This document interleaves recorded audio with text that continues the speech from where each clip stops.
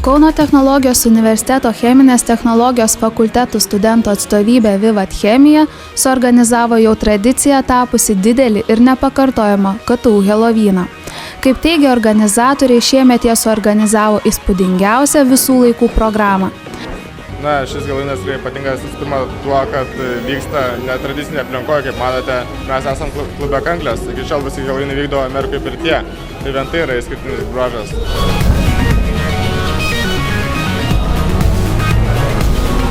Jis įsiskiria labai daug ko iš tikrųjų, nes projektas Daft Punk, The Sneakers Goes Daft Punk yra ypatingas, tikrai vienetinis atvejis Lietuvoje.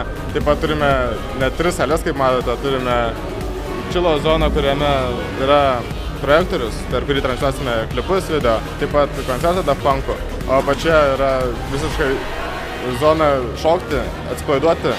Ir taip pat yra čilo zona, kur galima sėti ant sėdmaišių, kurias gavome iš puškų ir tiesiog pailsėti, jeigu jau pavargai šokti.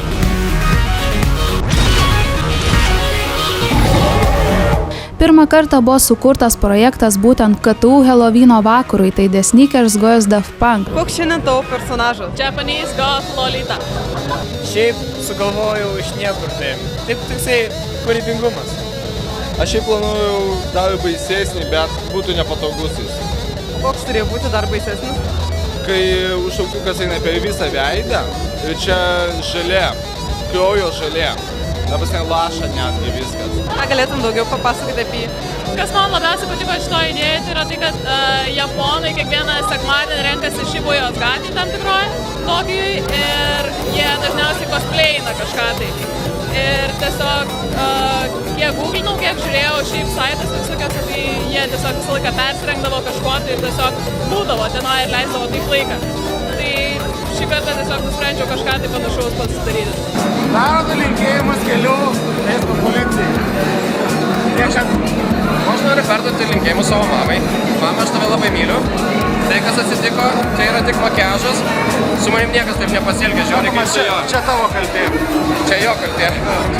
Taip pat buvo net 3 didžiai papildomose salėse, vyko įvairios akcijos bei vyko rinkimai. Kas norėjo, galėjo sudalyvauti Kauno technologijos universiteto Helovyno vakarėlyje, kur taip kraupiai smagu buvo tik kartą metuose. Buvo taip.